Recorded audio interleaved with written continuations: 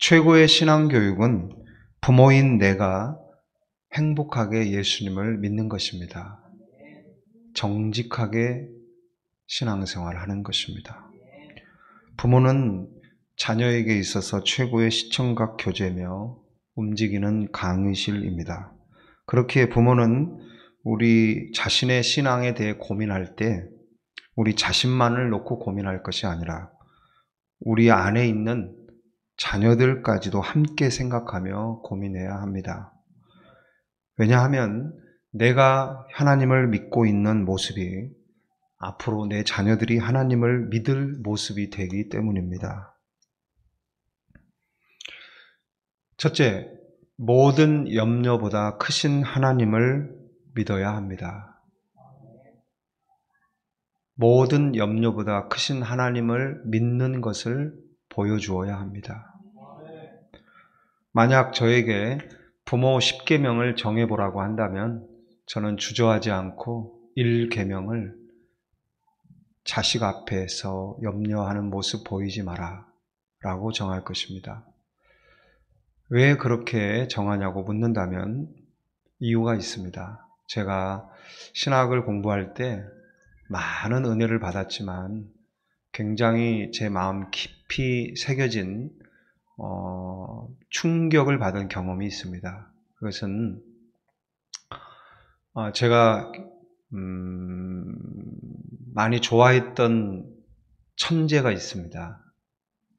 이 사람은 19세기 후반, 20세기, 그리고 21세기 이르기까지 인류의 사상과 철학을 새롭게 변화시켜 놓은 사람이죠. 여러분도 잘 아실 겁니다. 프리드리히 니체. 이 니체는 최고의 사상가며 철학자입니다. 여러분 잘 아시다시피 이 니체는 목사님의 아들입니다. 그것도 아주 훌륭한 목사님의 아들이었어요. 어려운 개척교회와 같은 시골교회에서 평생을 헌신한 그런 목사님의 아들입니다. 아버지를 하루 종일 곁에서 지켜보면서 이 어린아이, 철학적 사고가 굉장히 발달한 이 천재적인 아이가 남다른 관찰력으로 아버지를 살펴보았을 것입니다. 그런데 하루를 살아가는 아버지의 모습 속에 늘 근심 걱정이 가득하고 항상 무겁고 심각하고 얼굴에 주름살이 깊이 배어있는 그 모습을 보면서 그렇다면 아버지의 설교를 듣는 성도들의 삶은 어떠한가? 그래서 성도들의 삶을 또 관찰해 보았습니다. 그런데 성도들의 삶 또한 다를 바가 없는 거예요. 항상 걱정하고 염려하고 시무룩하고 심각하고 그 모습을 보면서 이 어린 니체의 마음속에 하나님은 살아계시지 않아 라는 생각이 자리 잡게 되고 그것이 깊이 뿌리를 내리게 되면서 니체의 마음속에 불신앙적이고 반기독교적인 사고가 굳어지게 됩니다. 그래서 그쪽으로 완전히 기울어져 버리는 거예요. 여러분, 부모의 주름이 자녀의 주름이 되게 해서는 안 돼요. 부모에게 짙게 드리워져 있는 그 그늘이 자식의 그늘이 되게 해서는 안 됩니다.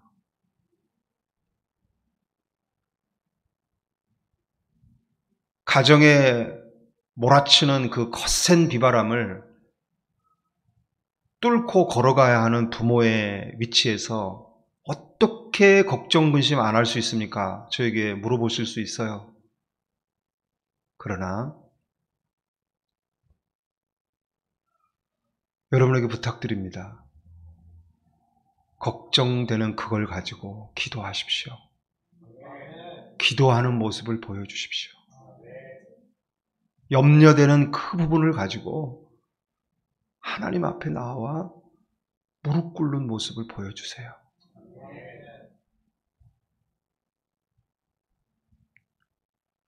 문제를 해결해 주시는 분은 하나님이에요. 그러나 당면한 문제를 믿음으로 풀어나가려고 하는 모습은 우리가 자녀들에게 보여줄 수 있는 부분이에요.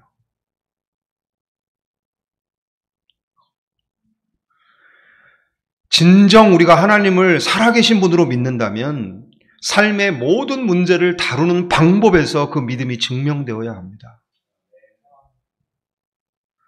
티테디우스는 모든 것을 믿음으로 대처하는 사람을 부를 때 사용했던 별명입니다. 초대교회 때 믿음으로 무장하여 살았던 사람들, 믿음으로 살아 결코 염려하지 않았던 사람들, 염려할 게 없어서 염려하지 않은 게 아니죠. 염려할 걸로 치면 그때만큼 기독교 역사 속에서 볼 때 그때만큼 염려할 게 많았던 시절은 없어요. 생각해 보세요.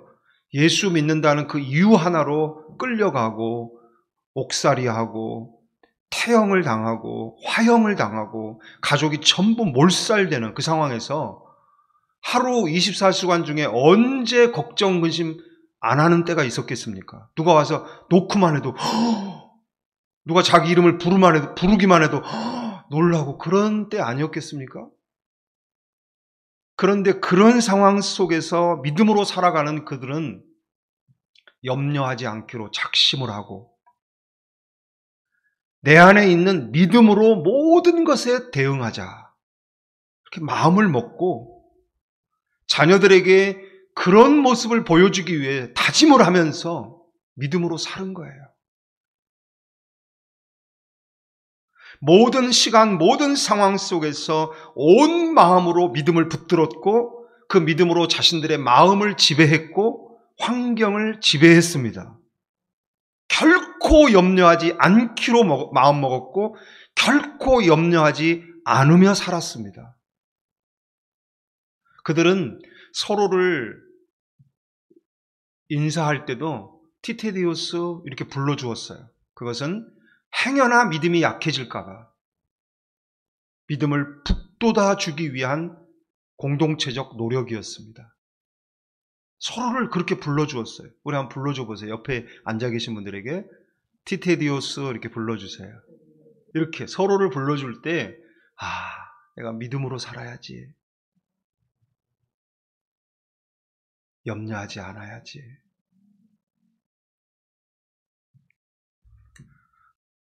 우리는 그리스도인이라는 별명과 더불어 불리어져야 할 또 하나의 영광스러운 별명이 티테디오스. 이 별명을 회복해야 하겠습니다.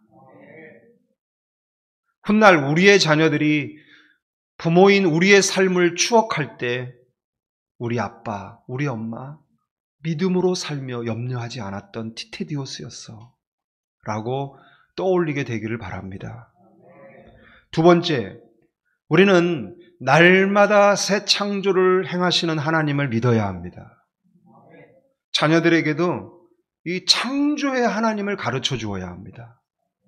창세기 1장 1절이 성경 구절을 할 때만 필요한 구절로 머물러서는 안 됩니다. 아침에 떠오르는 태양, 찬란하게 빛나는 새벽 빛을 볼 때마다 우리의 마음에 일어나는 창조를 경험해야 합니다. 매일 나를 새롭게 하시는 하나님. 하루라는 새로운 날을 매일 창조하시는 하나님. 할렐루야! 할렐루야! 천국을 경험할 수 있어요. 지금 이 시간, 우리가 사는 이 현실에서 천국을 경험할 수 있어요. 새 하늘과 새 땅, 이 시간이 새로운 시간으로 경험될 때 천국이 됩니다. 할렐루야! 역사 이래로 오늘과 같이 인재의 소중함을 강조하는 시대가 있었을까요? 인재를 찾고 인재를 개발하고 인재를 서로 차지하고 하려고 하는 이 시대에 인재의 기준이 무엇입니까? 우리가 논리적 사고, 합리적 사고 가져야 합니다. 더불어 살아가는 세상 속에 필요합니다. 그런데 그런 것 위에 반드시 구비해야 할 또 하나의 능력이 있어요. 창조력입니다. 새로운 생각이나 의견을 생각해내는 능력. 기존에 있던 생각이나 개념을 나의 생각으로 새롭게 조합해내서 전혀 다른 개념을 찾아내는 능력. 이 창의적 사고를 가질 때 더 많은 기회의 문을 열게 되고 새로운 시대를 열게 됩니다. 할렐루야. 과학이 발달하면서 점점 단순하고 반복적인 일은 기계들이 맡게 됩니다.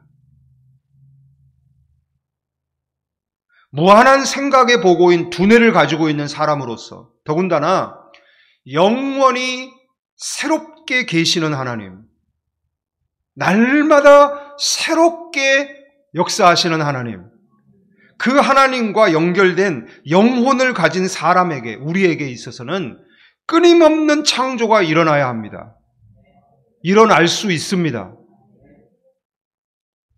그렇게 우리는 이 기도를 해야 돼요. 하나님, 굳어있는 사고 안에 갇혀있는 나에게 창조가 일어나게 하여 주옵소서. New creation in Christ. 예수 그리스도 안에서 일어나는 창조를 경험하게 하옵소서. 내 영혼에서, 내 생각으로, 내 언어로 새로운 창조가 경험되게 해달라고. 고린도후서 5장 17절 저를 따라하세요. 누구든지 크게 따라하세요. 누구든지 그리스도 안에 있으면 새로운 피조물이라. 이 말씀을 믿으십니까? 믿으십니까? 예수 안에 있으면 새로운 피조물이 됩니다. 이전 것은 지나갔으니 우리 지나간 이전 것에 파묻혀서 살지 말자고요. 지나가 버린 이전 것 가지고 싸우지 말자고요. 지나간 것은 지나 보내십시오. 보라, 새 것이 되었도다. 우리의 시선이 어디로 가야 돼요? 새 것을 향해야 합니다. 새로워진 것을 바라보아야 합니다. 새로워진 것을 생각해야 합니다. 새로워진 걸 가지고 이야기를 해야 합니다. 이럴 때 관계가 새롭게 개선이 되고 환경도 새롭게 바뀌게 되고 삶도 새로워지게 될 것입니다. 분명히 여러분에게 말씀드립니다. 창조를 경험하십시오. 모든 나에게 주어진 시간 속에서 새롭게 생각하고 새롭게 이해하고 새롭게 느끼는 이 삶으로 살아가시기 바랍니다. 자녀들에게도 고정된 사고와 관념 안에 갇혀 있지 않게 하십시오. 유대인들은 해가 지면 다 한자리에 모입니다. 가족들이. 그래서 부모는 꼭 아이들에게 질문을 합니다. 하브루타 교육의 핵심은 질문 아니에요? 질문? 동기부여를 하는 거죠. 생각 속에 창조를 일으키는 거예요. 그래서 똑똑 두들기는 거죠. 그러니까 하루를 경험한, 그러니까 보고 듣고 오감각으로 느낀 것에 대해서 그냥 그대로 굳어지지 않도록 두들겨 주는 거예요. 잠자리에 들기 전에. 뭐를 두들겨 주느냐? 너 오늘 하루 뭐를 봤니? 그래요. 그러면 자기가 뭐 학교 가다가 본 거, 학교에서 선생님에게 들은 거, 집으로 오면서 본 거를 쭉 얘기를 해요. 그럼 아빠 엄마가 질문을 하죠. 너의 생각은 어떠니? 네가 오늘 처음 보고 처음 들은 그런 것들에 대해 너의 생각은 무엇이니? 하고 물어봐요.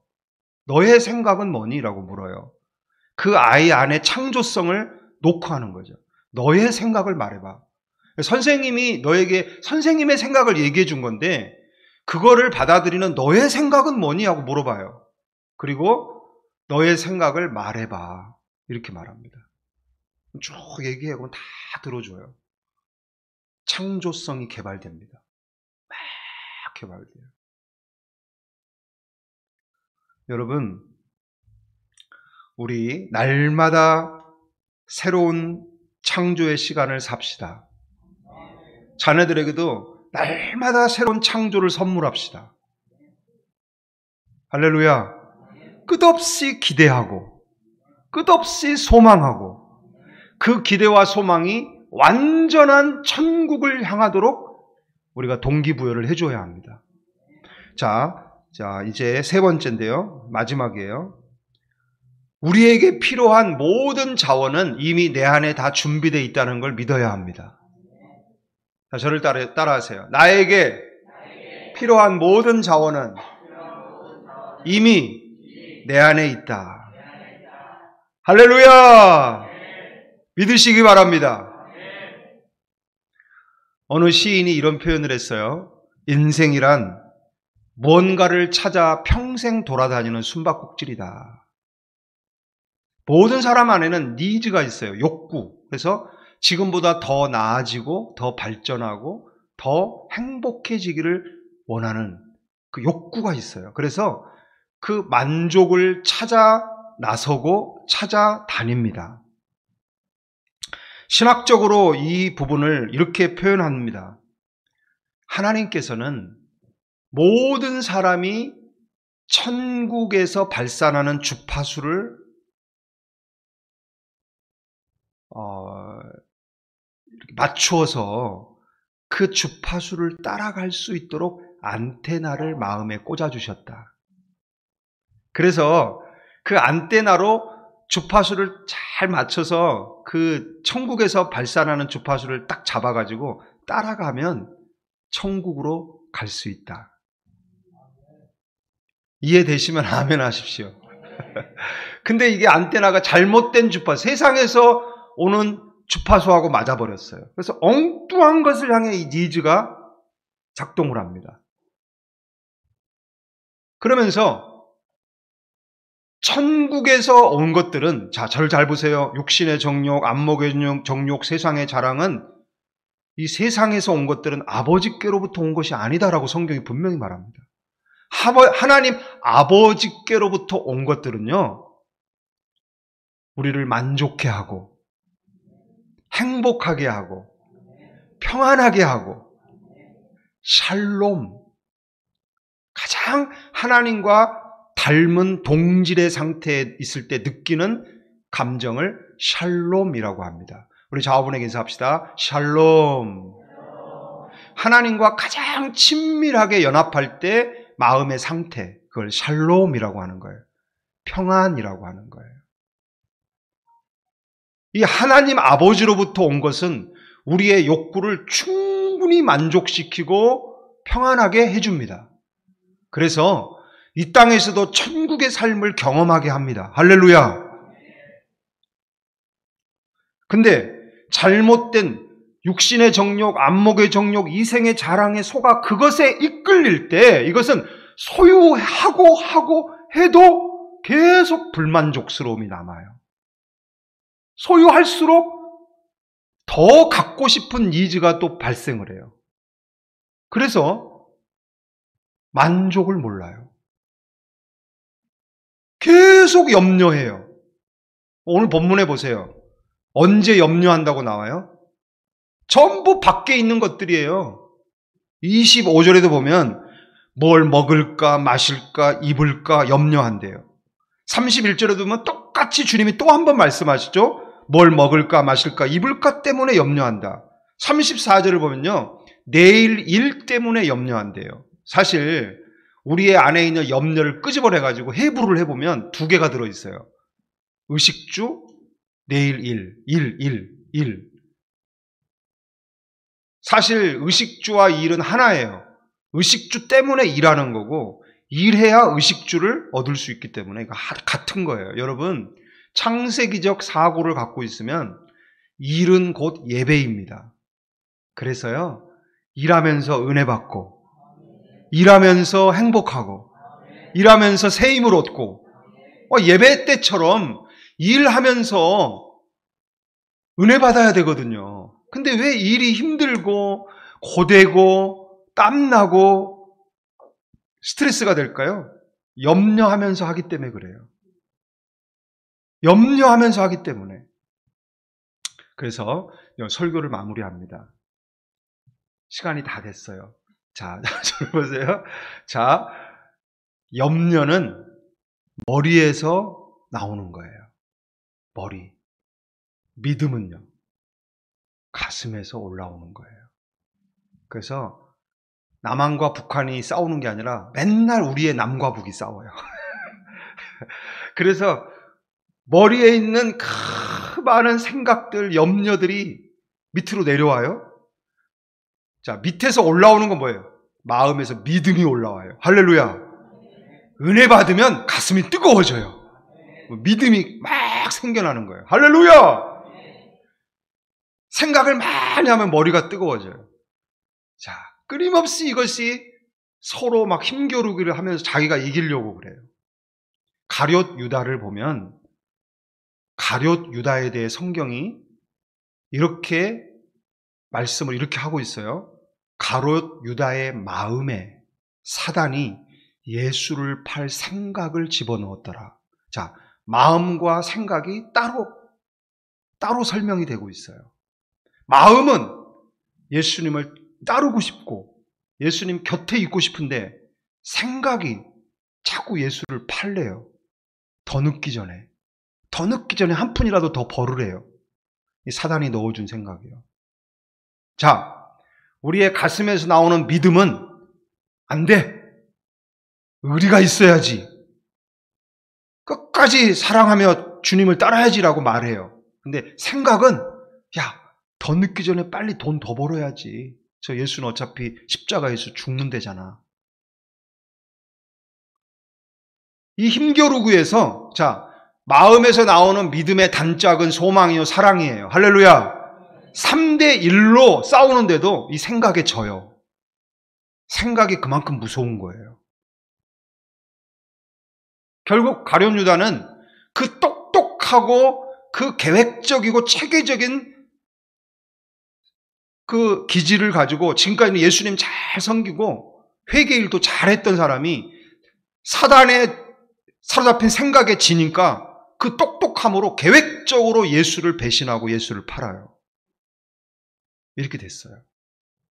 그래서 우리는 반드시 마음이, 이 믿음이 생각을 이기게 해야 돼요. 할렐루야! 생각은 끊임없이 우리에게 생각해봐라 하면서 염려하고 걱정하게 만들어요.